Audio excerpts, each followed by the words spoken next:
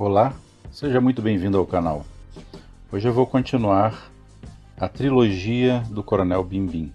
É o último vídeo dessa série de 3 vídeos. O Bimbim tinha o braço comprido demais, disse certa vez o então governador do Espírito Santo, Carlos Lindenberg. A declaração dava a ideia exata da presença dele na violência do Espírito Santo. No estado capixaba, o Coronel Bimbim foi apontado como o principal chefe do crime, numa extensão territorial que cabiam o Espírito Santo e uma parte de Minas Gerais, quando atuou desde 1920 até a década de 1960. A região reunia, no período de Bimbim, os maiores matadores de sua história, como o tenente José Escárdua, o major Orlando Cavalcante e os fazendeiros Reginaldo Paiva, Antônio Pinto, Alfredo Fagundes e o Beatriz. No entanto, nenhum deles deixou de prestar reverência e obediência ao coronel. Era saudado como o principal chefe. O Coronel Bimbim ganhou notoriedade política em Aimorés, principalmente em razão de inúmeros assassinatos e crimes praticados por seus jagunços contra os desafetos. Em razão dessa violência desenfreada, muitos inimigos do coronel deixaram o município de Aimorés, receosos da perseguição de Bimbim e de seus apoiadores. Em 1960, depois de um atrito que envolveu o tenente Escárdua, jagunço de Bimbim, Antônio Corrêa de Faria Sobrinho, descendente de Anacleto Corrêa de Faria, de quem eu já tratei aqui no canal, juntava sua prole e com sua esposa embarcavam para a capital mineira, em uma viagem sem volta às origens, na fuga de uma morte anunciada, iam em direção a um futuro incerto. José Vicente de Oliveira, juiz de paz de Penha do Capim, um distrito de Aimorés, na época de Bimbim, também se refugiou na capital mineira, com medo da morte. Virgílio de Oliveira, que era homem rico em Aimorés, largou todos os seus bens para iniciar uma vida modesta na grande metrópole. Também Valdemiro Ribeiro Soares, amigo de Antônio Corrêa de Faria, foi mais um pai de família que fugiu de Aimorés com sua mulher e filhos, em princípio da década de 60, sob a ameaça de ser assassinado.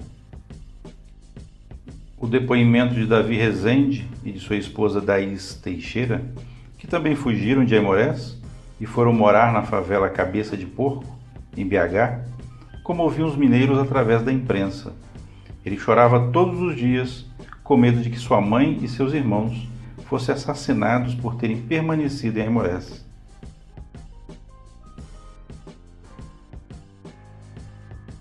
No período eleitoral, as coisas ficavam muito feias em Aimorés. E na década de 60, Jânio Quadros, então candidato a presidente da República, foi visitar a cidade para fazer um comício. E naquele dia as coisas ficaram muito quentes. Quando começou o comício, José Aparecido de Oliveira e o padre Godinho desceram do palanque onde estava acontecendo o comício e foram para uma barbearia fazer a barba. Enquanto eles faziam a barba, começou um tiroteio do outro lado da praça. O padre Godinho se levantou da cadeira de barbeiro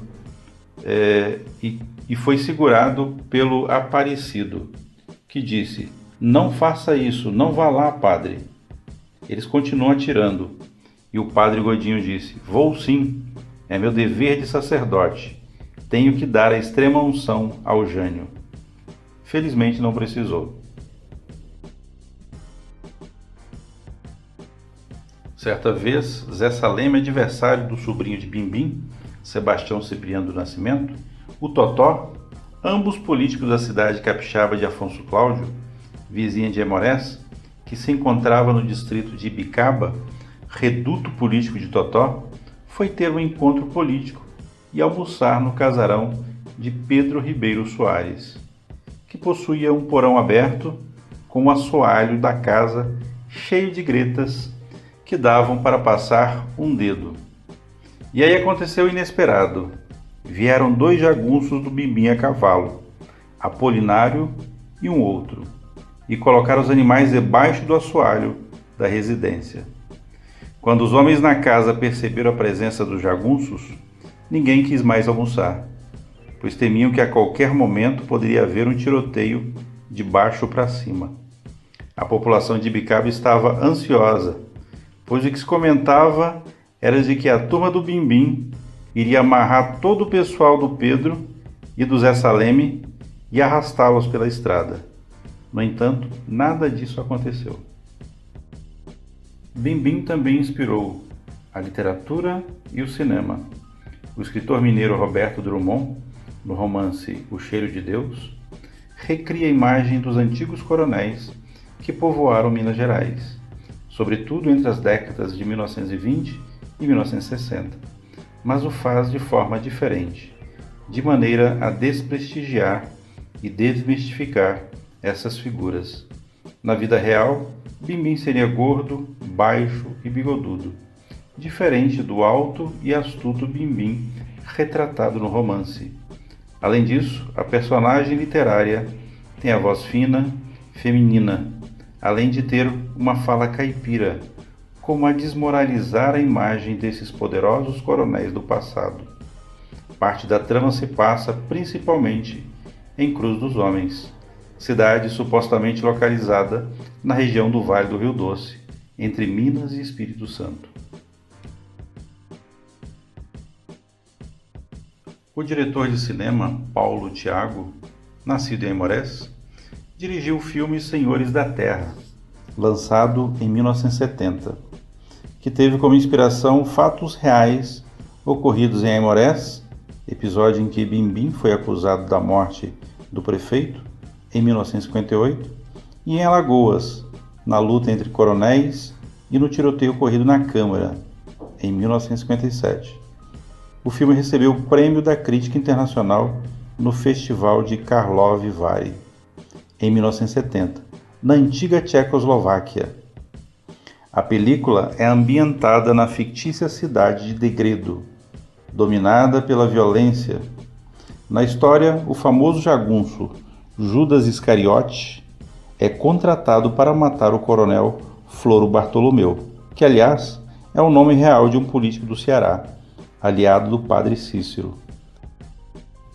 Enquanto trama o crime, apaixona-se por Rosa Viviana, enteada de Floro.